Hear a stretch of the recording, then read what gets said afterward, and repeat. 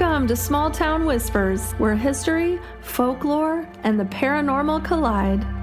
I'm Bethany Yukis Borden, and I lived in Watseka, Illinois from 1988 to 1999.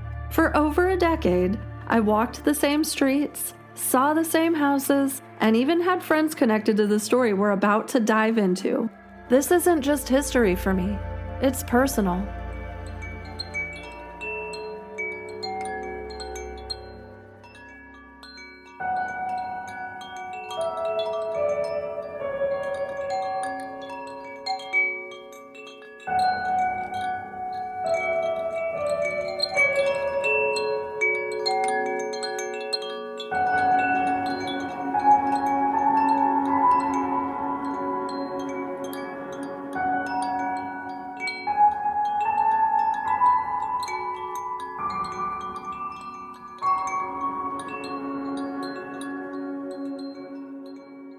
Welcome back to Small Town Whispers. We're on episode 13, which is almost halfway through part 2 of the book. In many Western cultures, including ours, 13 is considered unlucky, which is why some buildings actually skip the 13th floor. Why would they do this? Well, roughly 10% of the U.S. population experiences fear or anxiety related to the number 13.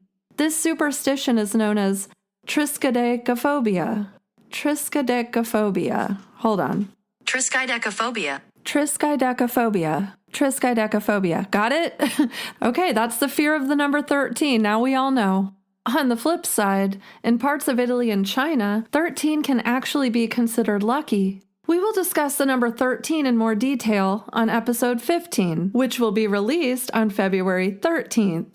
Friday, February 13th. Make sure you've subscribed to the show so you don't miss it. That will be the end of part 2, and you are not going to believe how it ends. Just to recap, we're on episode 13. When we get to episode 15, which is going to be released Friday the 13th of February, we will discuss the number 13 more. Okay, let's get back to the story.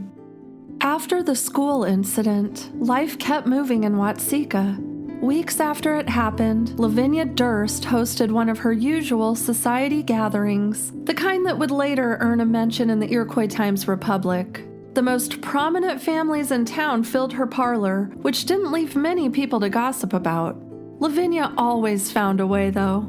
Among the guests were the Methodist minister, Reverend Baker, and his wife. Lavinia herself had only recently switched from the Baptist church to the Methodist congregation, for personal reasons. As she praised Reverend Baker's dedication to the community, Mrs. Baker gently reminded her that not everyone shared that admiration. She brought up the time Tom Venom had ordered her husband off his property with a gun in hand. That was all it took. Soon the room buzzed with talk of the Venom family. They whispered about Laurancie's expulsion, about the fire she'd set in the parlor, nearly destroying the house, about the knife she'd raised toward her own mother, and how only a stumble and a sudden loss of consciousness had stopped her. By then, Tom and Lorinda had resorted to locking their daughter in her bedroom. She didn't come out to eat. She didn't come out to use the restroom. Food, supplies, and even a chamber pot were passed through a small hole cut into the door. One guest, Mrs. Fitzsimmons from Decatur, bristled at the idea. Locking a child away, she said, felt cruel. Lavinia disagreed. She described the girl as hardly a human being. Someone mentioned Mr. Palachuk, the iceman whose horse would gently take sugar from children's hands. When Laurancie approached the animal one day after the school incident, the horse panicked, reared back, and bolted toward the river with wagon and driver still attached. Mr. Palachuk survived with a broken arm. The horse did not. Mrs. Fitzsimmons suggested perhaps there had been a snake. Mrs. Baker replied that horses can sense evil. Reverend Baker, who had studied Laurancie's case, finally spoke. He believed the girl should be locked away, somewhere she could no longer harm innocent people. When Mrs. Fitzsimmons suggested that locking her up for good might be extreme, Mrs. Baker revealed something new. Laurancie, she said, claimed to speak with the dead. Sometimes they even spoke through her. The room fell silent. Even Lavinia was stunned. And then she did what Lavinia Durst always does. She announced that she would soon be organizing a petition for the townspeople to sign. Another one. And that is where we return to the book, Watseka, America's Most Extraordinary Case of Possession and Exorcism, on page 139.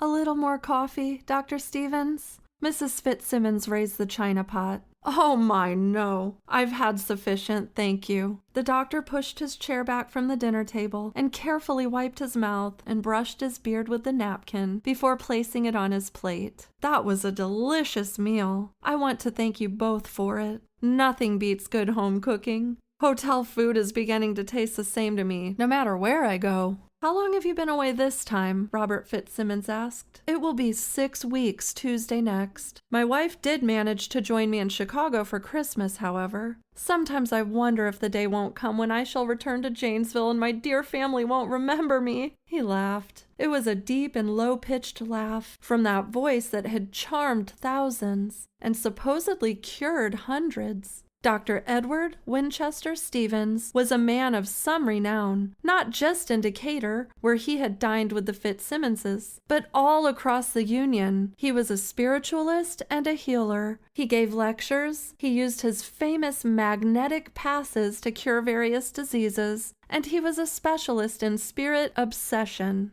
His name appeared in all the spiritualist publications, and he was often quoted or mentioned in articles that appeared about the new religion in the public press. He was a large man, 6 feet 2 inches tall, and broad across his chest and shoulders. He wore his beard long, covering his tie and most of his shirt front, as was the fashion before the war. Dr. Stevens was not a medical doctor in the sense that Dr. Pitwood and Fowler were. He had become a self-ordained minister in the spiritualist movement back in the 50s and had graduated from the Vitapathic School in Cincinnati in 1870. It was there that he perfected his magnetic healing passes and got the piece of paper that permitted him to be called doctor. While his voice and his height and his beard were notable, almost everyone remembered his eyes. They were large and deeply set under jutting bushy brows, bright blue eyes that seemed to penetrate you as they looked at you, that seemed to demand the truth and seemed to know when it wasn't being told. His wife and children lived in Janesville, Wisconsin, and 3 daughters were spirit mediums. One, when she went into trance, received poetry from the other side. The poems had been published, but under a nom de plume, at her husband's request.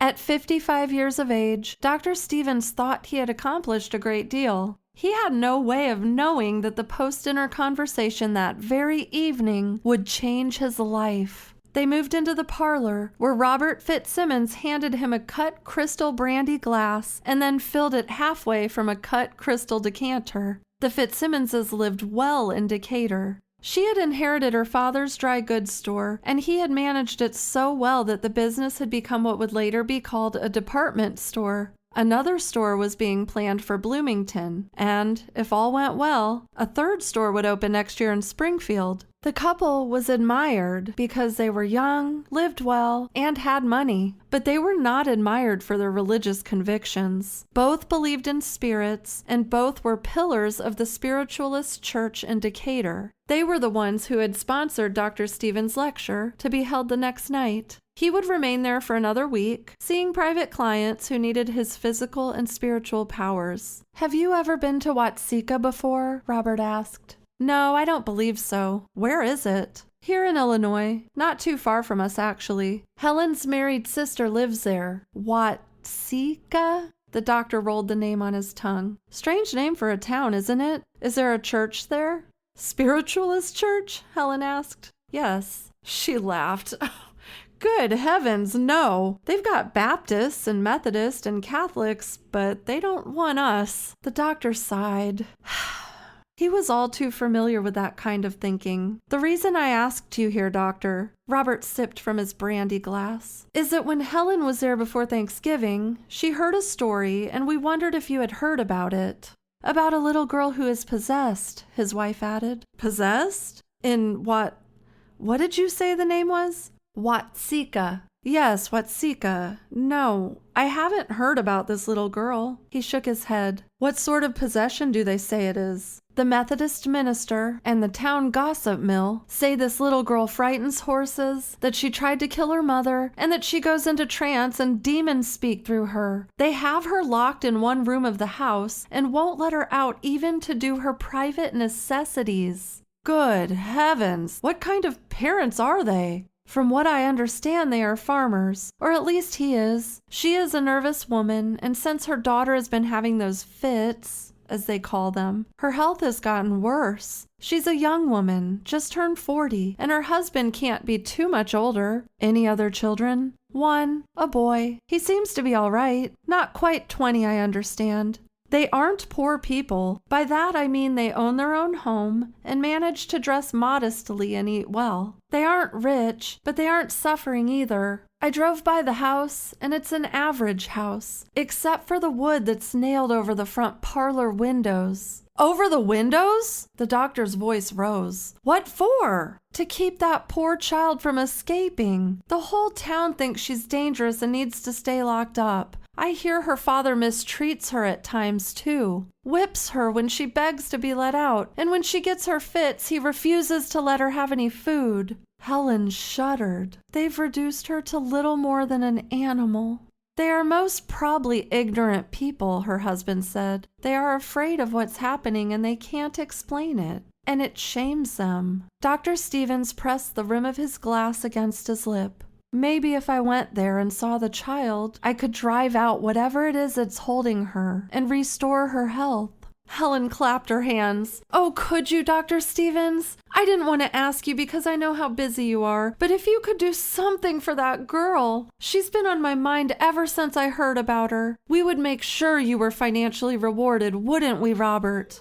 Let's not get involved in money talk right now. That can always come afterward. The important thing is that I go to this Watseka place and see the child for myself. I could be there in a week's time, after I finish with my clients here. What did you say her name was? Venom, Helen said. Lavinia Venom. He took out a small black notebook and a silver pencil. Let me write that down. Venom. And you say the family are Methodists? Well, they were, she replied, until the girl's father took a shotgun to the Methodist minister and ordered him off his property. None of the family goes to church anymore. Took a gun to him?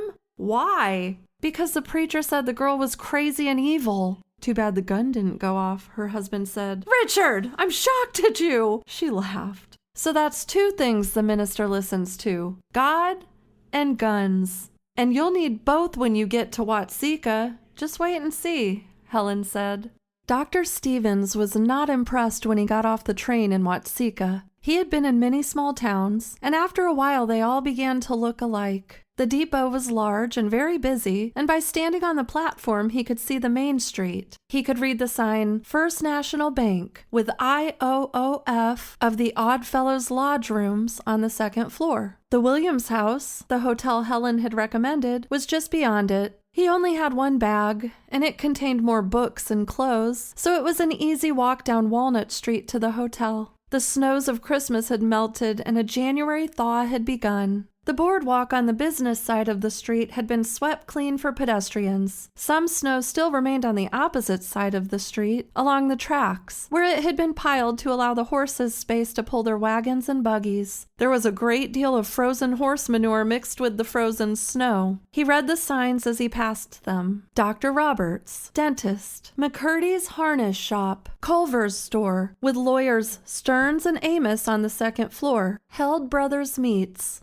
Edinger's Boots and Shoes, office of the Iroquois County Times, J.G. Wagner's Dry Goods, Watseka Bank, and finally, the Williams House. Farther down he could have read, had he wanted to, Oren's Drugstore, Keis's Blacksmith Shop, the Opera Hall, Weaver's Picture Gallery, Burlew and Smith's Wagons, and the famous clothing house. Miss Alice Williams had him sign the guest register and told him the times that meals were served. She gave him a key and pointed to the stairs that led to the second floor. There were 2 bathrooms, she said, one at each end of the hall. Hot water for morning shaving must be ordered the night before, but with that beard, I doubt you'll need it.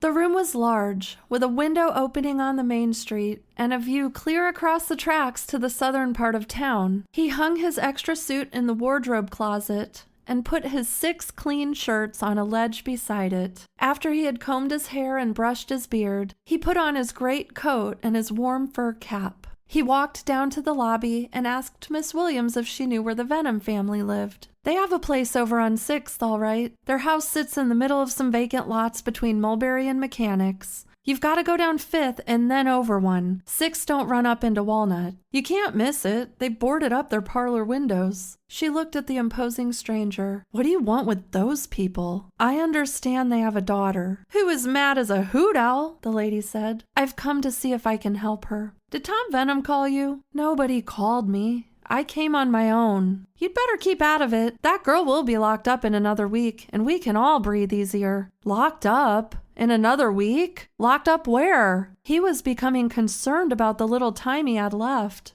They are taking her away to a crazy house in Springfield next week. The papers came through yesterday and Mayor Peters signed them. I know that for a fact because the mayor was here for lunch yesterday and told me so personally. She centered the guest register on the counter and wiped away a non-existent bit of dust from its cover. Good riddance, too.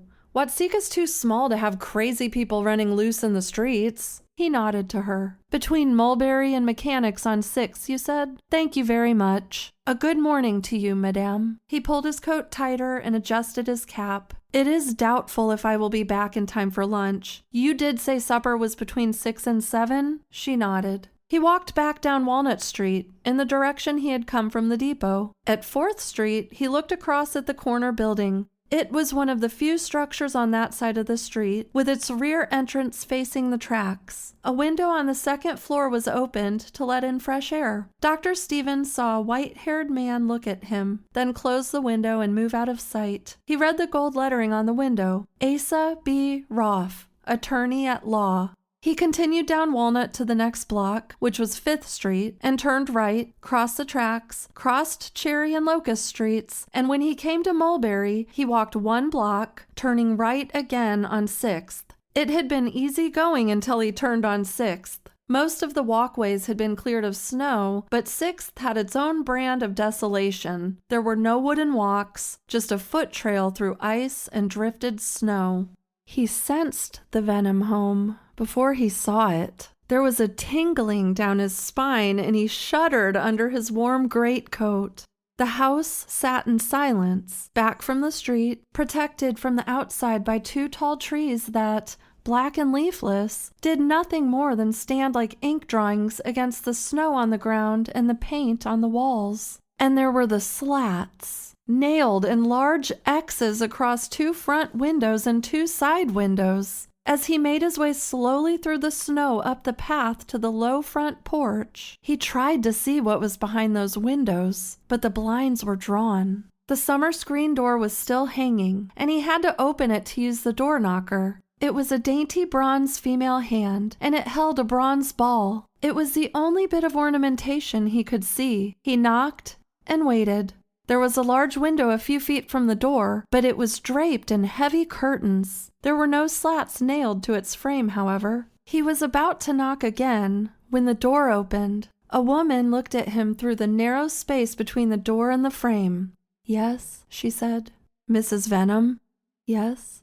"My name is Dr. E. Winchester Stevens, and I have come to visit you." He removed his cap, but she didn't open the door any wider. "To visit with me?" she asked. He could see her hand trembling on the door. "To visit with you and Mr. Venom, in hopes that I can be of some assistance to your daughter." "Who are you, did you say?" Her voice rose slightly. "A doctor?" "Yes, ma'am. Dr. E. W. Stevens." She slammed the door shut and he heard her call, "Tom, come quick. There's a doctor here and he's come to take Rancy." There was a muffled shout, a masculine voice, and Dr. Stevens waited to see if he would see a shotgun pointed at him. Heavy footsteps across the inner room, and then the door was yanked open. Tom Venom stood there in an undershirt and trousers. From the way his face was shining, he had been in the midst of shaving. "You get out of here! Ain't nobody supposed to come for Rancy till next week." "No, just a moment. I don't have no moments, and neither do you." He glared at Dr. Stevens.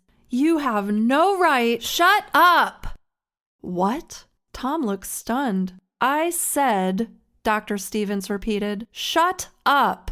No one had ever told Tom Venom to shut up before. He stared at the stranger in the door as Lorinda began to whimper behind him. "Now, I'm sorry if I used that kind of language, but you wouldn't listen to any other." Tom was getting the color back in his face. "No, just be silent," the doctor cautioned. "I am speaking to you." Lorinda was crying softly now, fearing for the violent scene that she knew would take place. Nobody talked to her husband like that and got away with it. "Good," the doctor said in his deepest speaking voice. "Now, perhaps you'll listen to me and to why I am here." He had a way of charming audiences and of dealing with his critics. The doctor had a great deal of experience in getting what he wanted. Tom Venom was no match for him. "My name is Dr. E. Winchester Stevens. I have not come, I repeat, sir, not come to take your daughter away from you. I have come to try and help her, to cure her of her affliction so that she may return to normal health."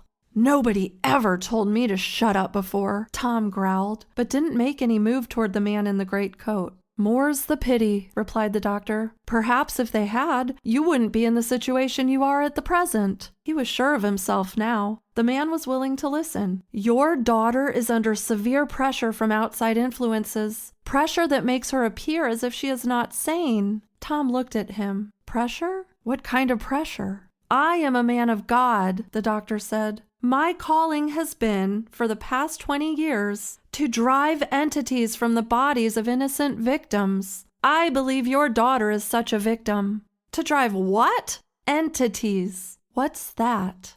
"Entities are spirits that have no physical form. They can enter into physical bodies, as is the probable happening in your daughter's case, and they can make that human body do things that it would not otherwise do." "Spirits? Are you talking about spirits?" "I am indeed, sir. I am talking about spirit entities that take over physical beings and perform dastardly deeds upon them." At last, he thought, I am making myself understood to this rude farmer. Tom was looking into his eyes now, looking hard and breathing hard. "You get out of here with your spirits and your ghosts." "My Rancy don't have no ghost inside her. She ain't working with the devil. I don't care what you and the others say. She's a sick girl and she needs medical help. Medical help. She don't need no talk about evil spirits and damnation."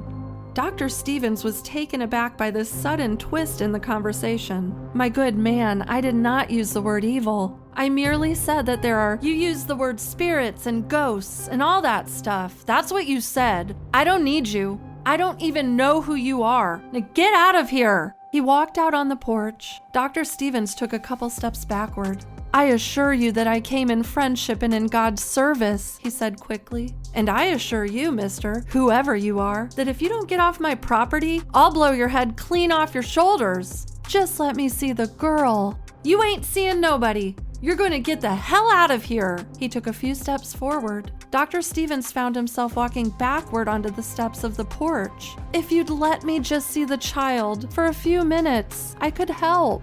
If you are not out of here in 2 seconds, I'm going after my gun, and I'll blow your ass into the next county, mister. You can be sure of that." He stood watching until Dr. Stevens had moved down the street and out of sight. I forgot about all this. We have so many perspectives of what's going on. We see from the doctor's point of view, we've seen into the Venom household. We know how Lavinia Durst and the Bakers feel. It's all starting to come together. Wasn't it amazing to hear that he saw Asa Roth? I still don't think you have any idea what's coming, though.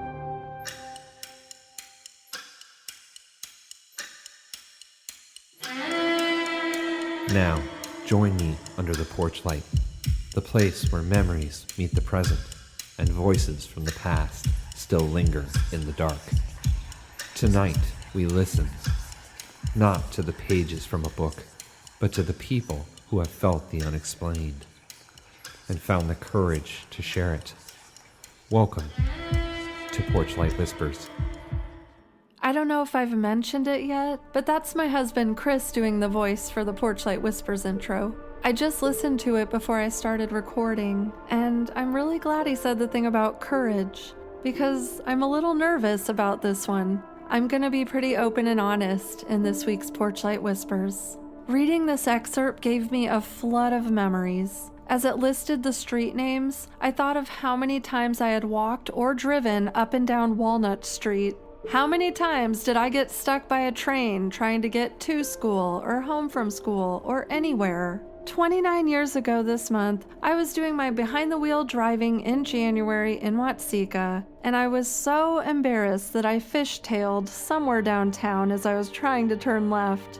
Luckily, Coach Odgers understood and found the humor in it.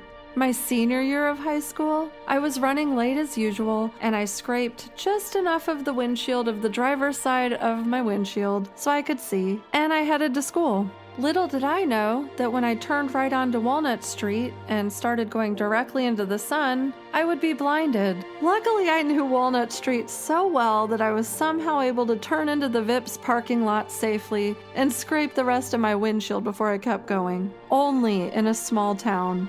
When I heard Cherry Street, I thought of the 2 years my sister, cousins, and I spent going to my grandma and grandpa's after school. Most days we were just trying to get away with watching as much MTV as we could. Sometimes my grandma would give us a quarter and we'd walk down to Variety and News on Walnut Street where they still sold penny candy. We were rich those days, even if we usually had to pick up sticks before Grandpa mowed to earn it. I thought of living in that house on Cherry Street the first 3 months we lived in Watseka after my parents got divorced. There were times where I swore I could hear footsteps on the very back staircase at night, and occasionally I thought I heard things upstairs when I was downstairs. And I never liked to go in the basement. We lived on 5th Street next when we moved out. I've hardly told anyone this, but when I was 8 years old, I woke up one night to my closet door slowly opening. It sounds so cliche, but a darker than dark figure came out and stood by my bed. I remember being so scared and laying there shaking and not knowing what to do and not really being able to move. I guess I eventually just fell asleep. I tried to tell my mom the next day, but she said it was probably just a dream. I knew it wasn't. I made her get me a nightlight, and I pushed my bed all the way up against the wall, and I would face away from the closet to sleep at night. I did not sleep very well after that, for a long time. I think now my experience would be called sleep paralysis. I never saw that figure again or had any kind of experience with my closet. One night, I was scared in my room, so I went into my sister's room. She had this room that had been converted from a side porch into a bedroom, so she had double French doors that opened out into the dining room, and they had glass pane. I was laying in there and she was asleep, and all of a sudden, I heard the TV turn on and I heard static. I could see the reflection of the TV in the window pane of her door. Nobody was in the living room. The TV stayed on for I don't know how long, maybe 5 minutes, and then it just turned off. That really freaked me out. Poltergeist, anybody? I guess I have had my share of experiences that make me curious and open to all possibilities. I haven't even touched using a Ouija board. I'll save that for another day. Thank you all for listening to my memories. I never thought I'd share this with an audience, but I am happy to have a place for my stories. I have a place for yours too. I'd personally love to know if anyone has any stories about the Watseka Theater that used to be the Opera House. We used to love going down there and seeing movies for $1.50, and the best part was you could sit in the balcony. It was so beautiful. I've gotta know, is it haunted? Whether you live in Watseka, Wilmington, or anywhere in the world, I'd love to offer you the porch light to tell your story. please email us at porchlightwhispers@gmail.com or send us a message on the Small Town Whispers Facebook page. If you like what you hear, please help us spread the word by sharing episode 1, reviewing or rating the show, preferably 5 stars, and better yet, telling us your story. Until next time.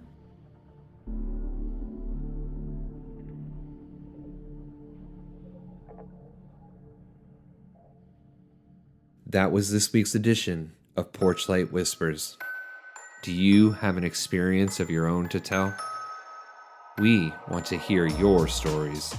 Share your experience and let your small town whispers become part of ours. And with that, the porch light dims, but the whispers stay with us. Join us again next time when another voice steps into the light.